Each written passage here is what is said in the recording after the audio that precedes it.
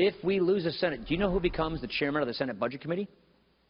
A guy named Bernie Sanders. You ever heard of him? This just tells you what we would be dealing with in a divided government if we lose control of the Senate. That was Speaker Paul Ryan throwing a Hail Mary to hold on to the Senate and making it clear this election is about a lot more than just winning the White House. Joining me now, Gina, Loudon, and Gianno Caldwell. Gianno, I was watching Twitter earlier in the week, and it looked like you got in a couple of dust-ups there over Paul Ryan. A lot of Republicans, a lot of grassroots Republicans are very offended and upset by his actions all year long, but particularly in the last couple of weeks. Has he forsaken Donald Trump, and if he has, is it legitimate that he would do that under the guise of saving the Senate? You know what? I don't think that he has. I wrote a piece in Red Alert Politics titled, "Donald Trump Divorces the GOP and Starts the Party of Trump." Donald Trump earlier this week, and that's what you saw on Twitter, where I mentioned he attacked Paul Ryan on a number of occasions and said that he was unshackled, which to me says he's ready to leave the party. And that's okay, because at this particular point, Americans, a poll that came out showing that 49% of Americans are now looking to have a democratically controlled Congress. That's what they favor. That's up 7 points from mid-September. So that's problematic on many levels, and especially given the fact that Mr. Trump seems to not want to at least work with the Republican Party. People like Speaker Ryan, who has defended him on scandal after scandal, incident after incident, endorsed him, still has not withdrawn his endorsement, and Donald Trump still being like a wild bull, somebody who cannot be controlled but bumps into everything is particularly problematic in my viewpoint. Gina, it's interesting because all the things Gianno just mentioned are why grassroots Republicans have rejected the Paul Ryans of the world, right? They don't want them to be business as usual.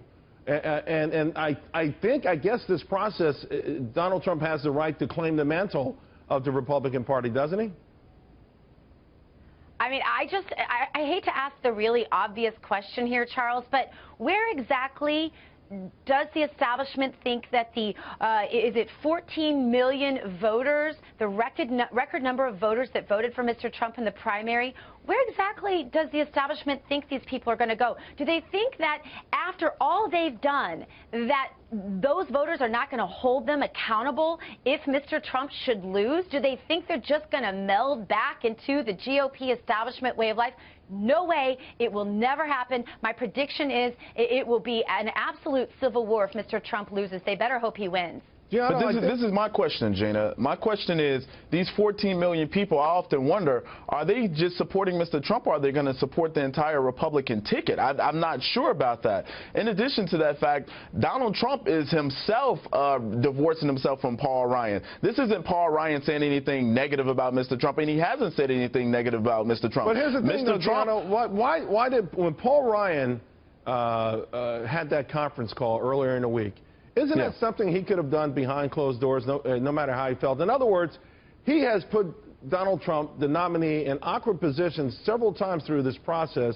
And you could see at some point Donald Trump would be embarrassed by it, hurt by it. And, yes, he might want to unshackle himself from the business as usual, go along to get along kind of thing that hasn't helped the Republicans gain the White House in the last two elections. You know why Mr. Trump sent the tweet? He said, no, Dr. Gina, if I may, you know why Mr. Trump sent the tweet? Somebody whom I've definitely defended on this program and a number of programs. He said that he sent the tweet because Paul Ryan didn't call him to say congratulations on a job well done.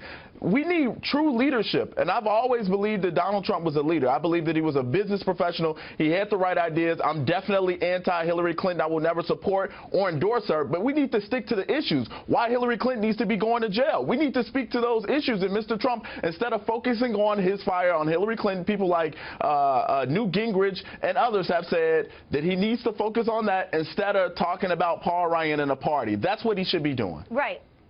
Gina? Right, Gianno, but here's the thing. I really feel strongly that the GOP is still completely tone deaf to one simple fact. Donald Trump was probably never the ideal of every person out there voting. We all get that he's an outsider. We get that he says things clumsily sometimes, but everybody's willing to overlook that, at least the majority of Republican primary voters were, because they are so completely disgusted with the GOP establishment. Mr. Trump is a product of what Paul Ryan and his cronies created, and I don't know how in the world they could possibly dream of winning those people. I'm disgusted too, but we have to be a leader and we have to be respectful. A lot of people do wonder why Paul Ryan has had a stiffer spine in fighting Donald Trump than he has perhaps in fighting Barack Obama. You guys are great. I love point, you both. Charles. So Thank have you a for great having me. weekend. We'll talk again Love soon. you back.